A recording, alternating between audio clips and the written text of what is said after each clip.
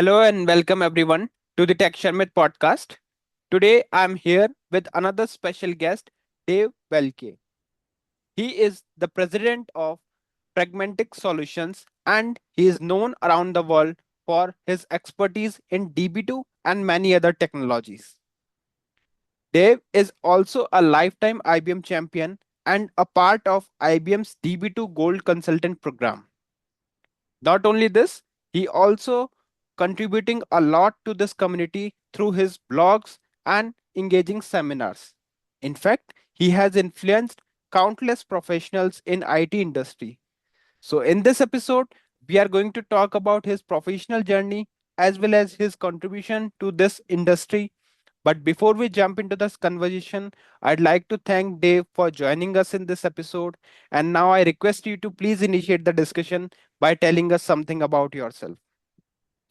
Well, it's great to be here. Thank you. It's been a long and windy road, and I didn't really start to go into IT right out of high school. I worked for 5 years in various jobs, and then I was always curious about technology. I did some programming in high school, and so I went back to college after 5 years and started learning about Fortran, Cobalt, C, assembler, all various programming languages that were being taught in college at the time. And I eventually got into database stuff later on as I did more and more programs and more projects. Okay. So Dave, like if we talk about your educational path, so how did your educational path look like? Like, did you always know you wanted to focus on database and security, or did you explore other areas of technology before finding your niche? Well, I really didn't fall into going after database programming and security right off the Okay. bat. I just was more into programming. And as I got out of college, I got a job at a small consulting company, and I was given all the uh, worst programs to write. And at that time, I was a very proficient assembler program, but they had me coding mostly in COBOL. So COBOL was really easy, being an Yeah. assembler programmer. So I was able to whiz through more and more of those COBOL programs, getting them done really fast. And they just kept giving me more and more programs, and I just got more and more adept at doing them. It was just a lot of fun, and it was a lot better than working as a printer or working construction. So it was wonderful typing and being in an air conditioned office all day. So was your COBOL was your first programming language that you learned after your education? Yeah, I was good at assembler and the attention to the bits and the detail. So Cobalt was really, really easy for me, and that was the main thrust of my programming in the beginning. I did a lot of IDMS, a lot of VSAM, and that taught me access methods through in IDMS, in set, in index, in area, all those different uh, data structures and their access methods. And then I had an opportunity to learn DB2, and I was very fortunate to be in the position to be the 14th employee of Platinum Technology way back when. So it was very good opportunity to be in the ground floor for learning DB2 back in version 1.2. Okay. And if we talk about the first job, I think you mentioned it's consultant job. So was consultancy was your first job in the IT industry? And like how did that experience shape your approach to the data management and system performance? Yeah, my first job was at DBMS, and Okay. that was the company that led me to Platinum Technology through Andrew Filipowski, who was the owner of DBMS.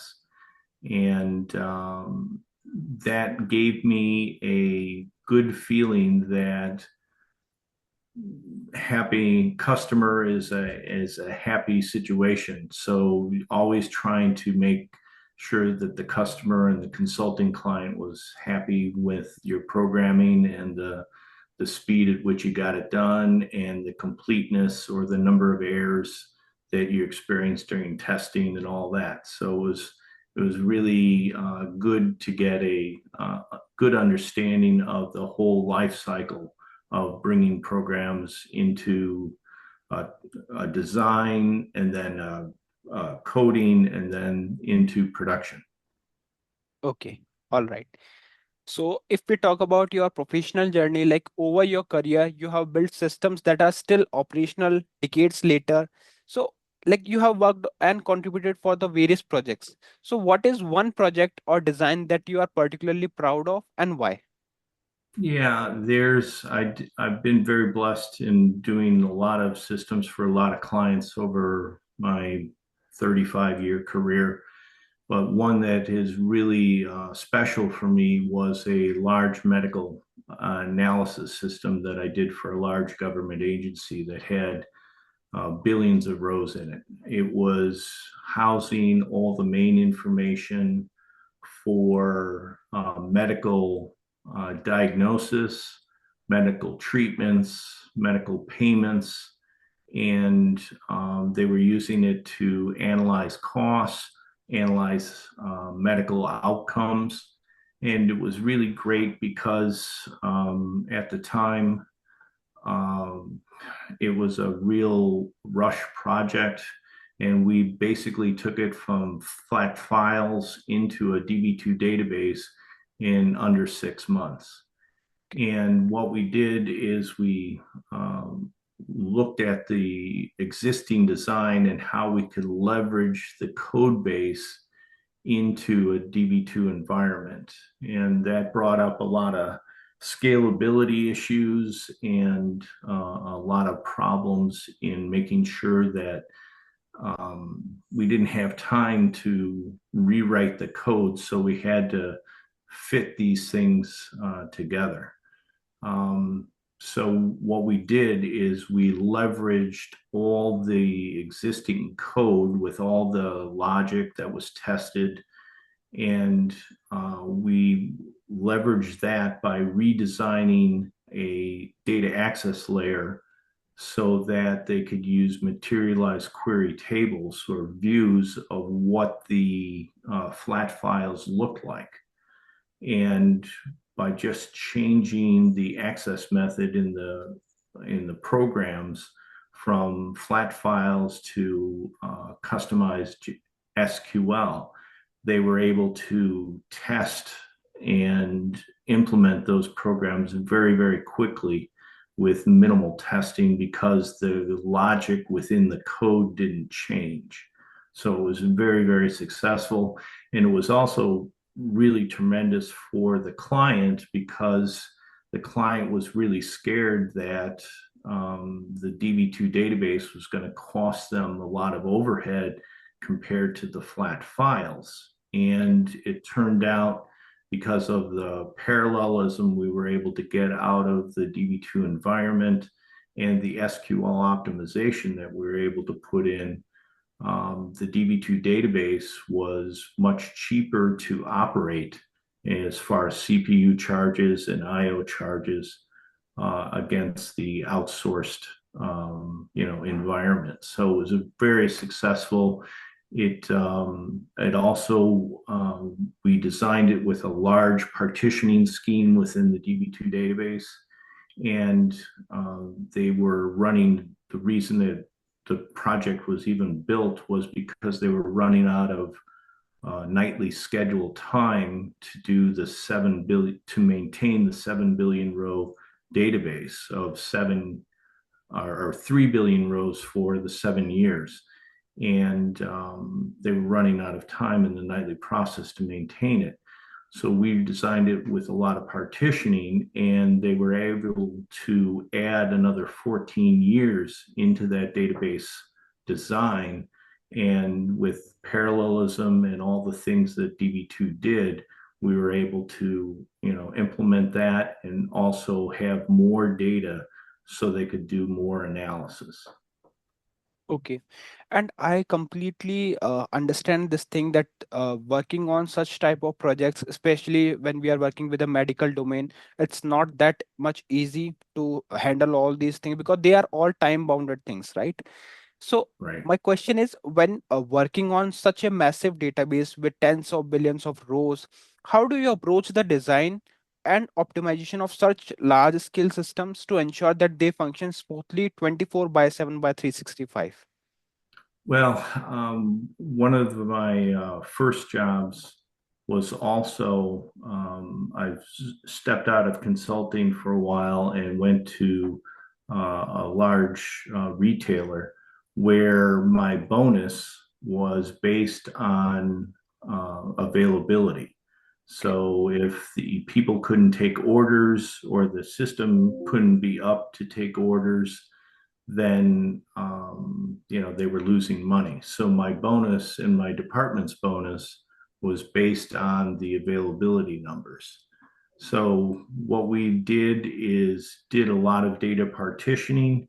We did a lot of indexing and a lot of isolating the active data from the archive data and the active data from the reference data. So by pushing those data uh, categories and classifications during the analysis, we were able to understand what things needed to be changed or maintained, and if there was going to be database improvements or database changes, how were we going to be able to process the incoming orders and still make the database changes. So we came up with a scheme of pushing a base table with a view and then having the view always be active, and then changing the underlying tables underneath the view so that the application would still be operational, but we can make the changes and the maintenance or whatever we needed to do. And I'm very proud to say me and my department always got our bonuses for the 7 years that I was doing that. So it was really fantastic.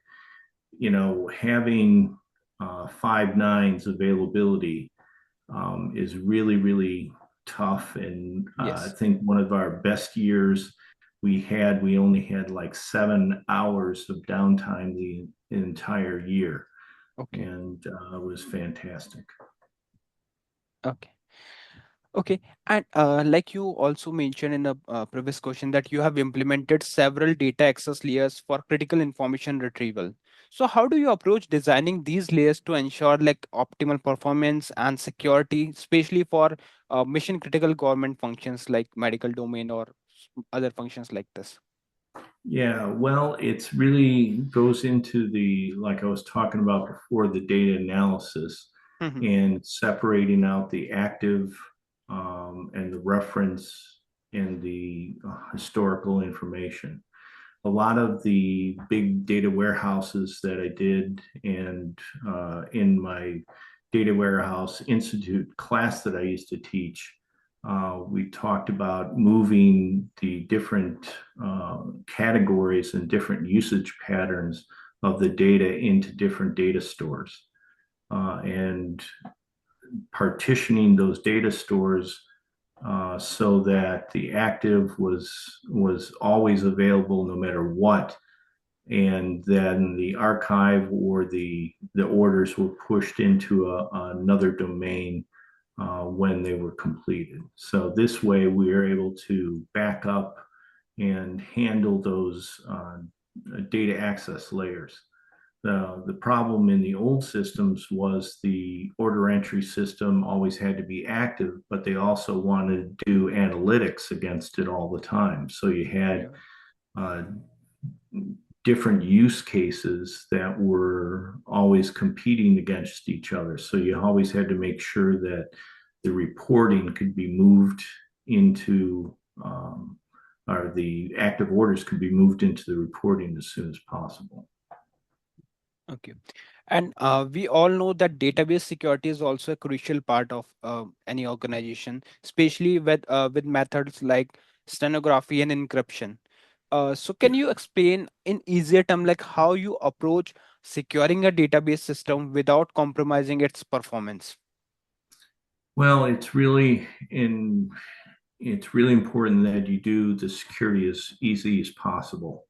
Hmm. I like the steganography characteristics because, for example, just for the Social Security number, 8 digit number that's in the United States, most of the United States government systems, the Social Security number, we would quickly add a ninth digit, and then we would use a checksum, a additional formula, or some type of hashing, or also add another digit.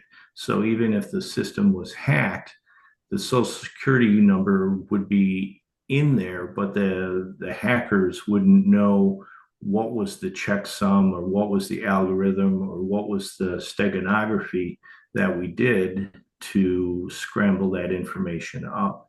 And that was very effective. And, those are the proprietary things that we pushed into the system. And it doesn't have any encryption overhead or any additional transaction overhead that you might have for an online transaction. And it also is very easy to explain to everyone who's using the system so that everyone understands very quickly what's happening within Right. the process and within the security of those things. It's also really great because you don't have to worry about any of the additional overhead for encryption or of the RBAC stuff or any of the types of privileges or anything like that. You can take care of all that very easily. So steganography is really my first choice. But more and more these days, you can get storage that will do the encryption for you. So now that system that I pushed the steganography in is then has another layer at the storage layer that does encryption on it. So it's even more secure in those different types of things. But I'm very much in favor of doing column level encryption, doing row and column access um, restrictions, and all those different automations and automatic things that are based into the database. Those are also very good, and I've used those in other situations also. Okay. And if we talk about your involvement with International DB2 User Group, IDUG, so how your involvement has influenced or shaped your career as a member of International DB2 User Group, and what were some of the most significant experience you had as a past president of this IDUG group? Yeah, well, when you talk about the International DB2 User Group, that is the peak of what my involvement was. When I first started out with DB2 way back when, I volunteered for the Chicago DB2 local DB2 user group and helping them with membership, helping them with signing people up at the meeting, organizing the meeting, getting speakers for the meetings, etc. And through that, it exposed me to the international group, and then the international group in the conference planning committee. Since I knew how to run a meeting, I was then asked to run the local IDUG conference that was in Chicago. And then that gave me exposure to how to plan a conference. And then I got onto the board, and then I became president. So the IDUG, being IDUG president is only 3 years of a 20-year journey of helping the user group out.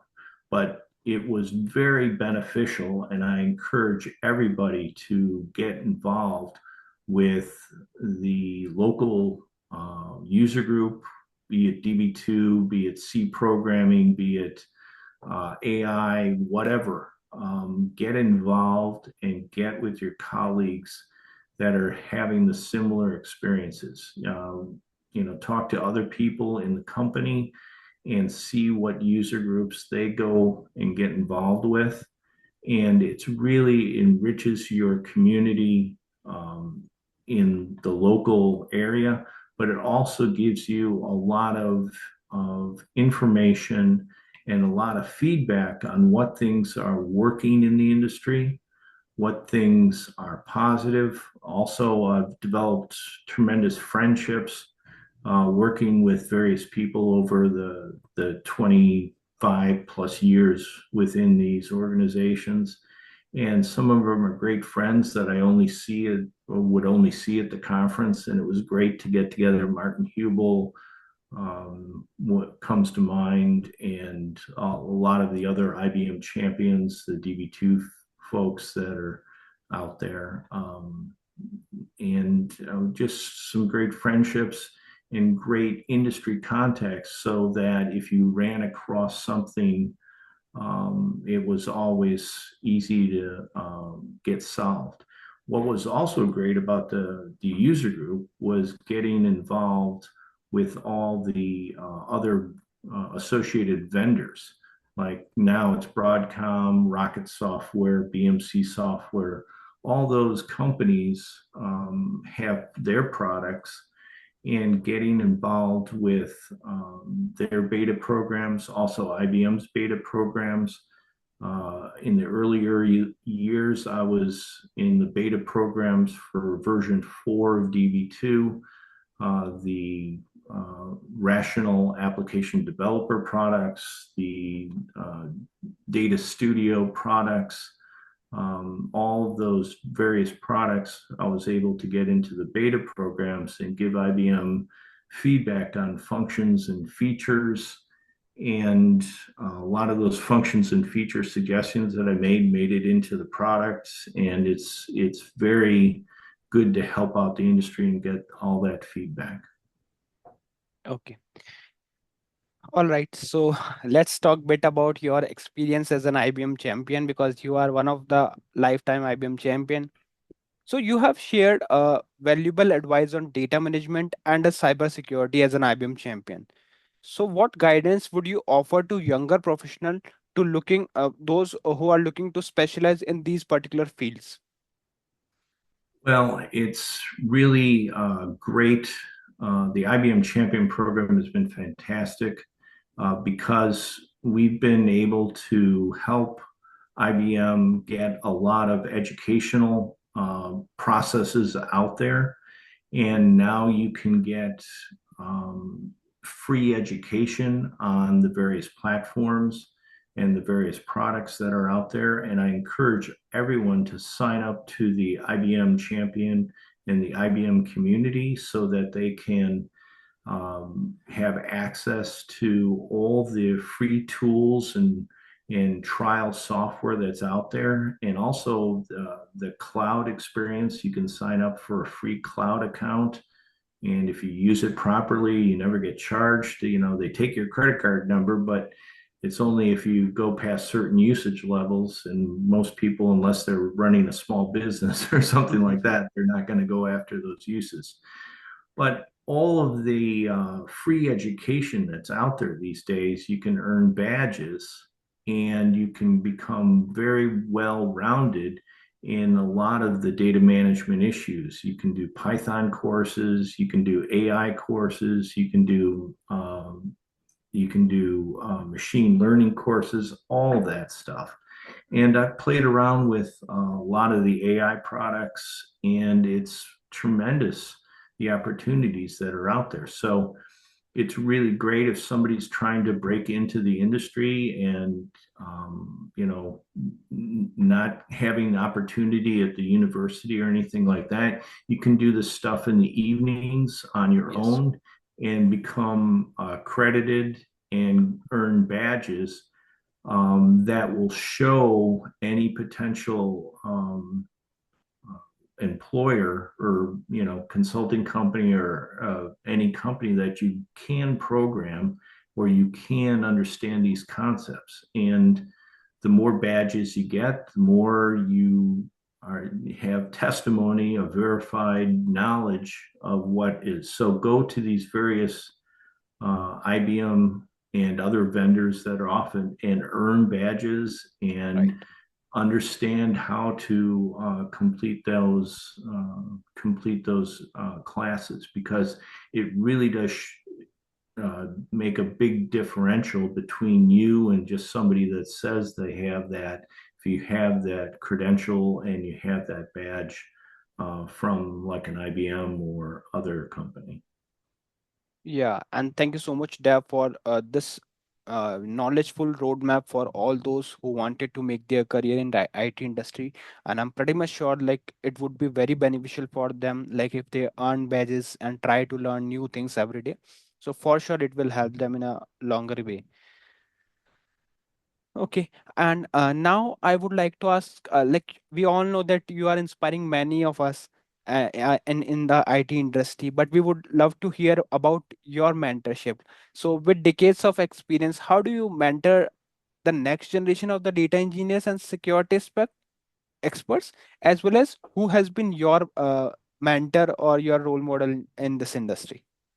Well, I was very blessed when I came into the industry and started work at DBMS and then Platinum Technology, that I was really encouraged by upper management to learn all those things and to, read everything. I was a very ambitious and enthusiastic reader of manuals and all that stuff. Some of the manuals are very dry, but you learn a lot by reading through. And now you can learn a lot by doing and working with the software. One of my first managers, Nick Iozzo, helped me understand the importance of uptime and availability by doing the 5 nines challenge and hooking our bonuses to the availability numbers. Then I was fortunate to work with Richard Yevich, who was a great system designer back in the early days, and worked with also Cheryl Larson on SQL optimization and SQL different uh, things within SQL to get the results set back from DB2. Also, another great influence of mine was a friend of mine, Bernie O'Connor, who was a fantastic manager and really communicated the non-technical values of a system and the business values. And he really taught me how to write a good return on investment proposal for Okay. doing new systems and to taking risks on fixing systems and things of that nature. Then it was really great. Some of the later projects that I did some internet marketing systems, and I worked with a lot of guys that were really half my age at the time, and it was really great. And we had a lot of fun, and we learned a lot from each other. They taught me all the new Git and all the new uh, crazy internet stuff that was going on with the internet marketing in the um, early 2000s, where internet marketing was just taking off, and internet ads. And they taught me all about how the ads were being placed on the page, different influence characteristics, all the psychological stuff that was behind all the ads, and the bits and bytes and the pixels that they would put on a web page so that it could track who you were and everything else. It was a Okay. fantastic experience. The owner of the company was a 24-year-old multimillionaire, and we put together a great system that did analytics on the various ads, and they taught me a lot about the new wording for the old technology.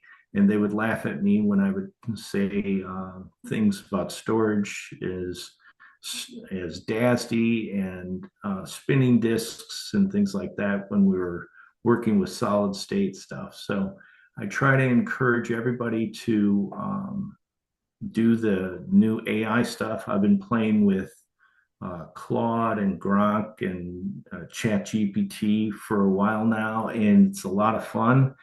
Yeah. And you can do a lot with the new tools. It's really great, and I encourage everybody to use these free tools because they're really fantastic, and they can make mistakes a lot faster for you than you can make them yourself. So it's a lot of fun to get things done and also screw things up a lot faster. So it's a double-edged sword.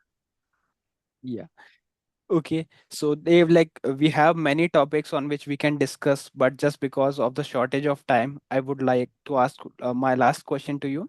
So could you please explain and tell us bit about your blogs, like how everyone can reach out to your blog and what all things they can learn from there? Well, over my years of writing my blog, I would have long plane trips back Mhm. and forth the country from Washington, D.C. to California, Silicon Valley, or Los Angeles. I did some big systems for the government in the San Francisco area and some big systems in the Los Angeles areas, but my house was in Washington, D.C. at the time. So I was flying back and forth. So I was writing my blog while I was on the plane. But Okay. it was always about the projects that I was working on.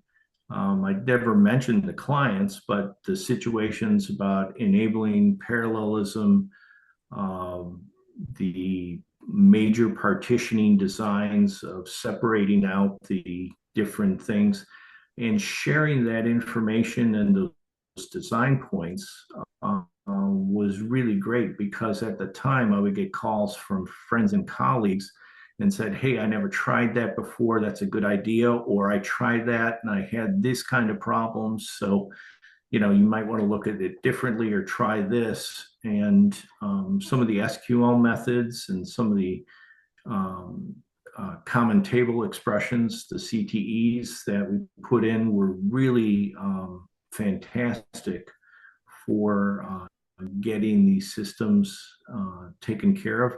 And I wrote about all those experiences within my blog on a weekly or biweekly basis. And that's what my presentations were at the various user groups and the user groups in America, the local user groups. I really encourage everybody to go out there and do a presentations. It's nerve wracking. When I started out in IT, I was such a little introvert and I was terrified tremendously doing public speaking. I'll just remember how nervous and crazy I got, and it still drives me crazy, and it's still nerve wracking. But I think it's because I want to do a good job, and I want to make sure that everybody gets the information that they need. But the blog is at my davebeulke.com, and it has several decades of blogs out there of the various DB2 systems that I did and the various attributes. I'm in the process of putting all of my 35 years of PowerPoint presentations that I did at the DB2 conferences out there. And also, I'm improving my Syspedia software product, which has been great for helping my clients over the years understand their data structures, understand their logic, and modernizing their systems very quickly. So that's what keeps me going, and I keep my fingers in the technology. Playing with AI is really a lot of fun these days. Okay. So yeah, thank you so much, Dave, for joining us in this episode and for sharing all your expertise with us and for explaining all those domains of the IT industry. And it was nice talking to you. Thank you once again. Thank you.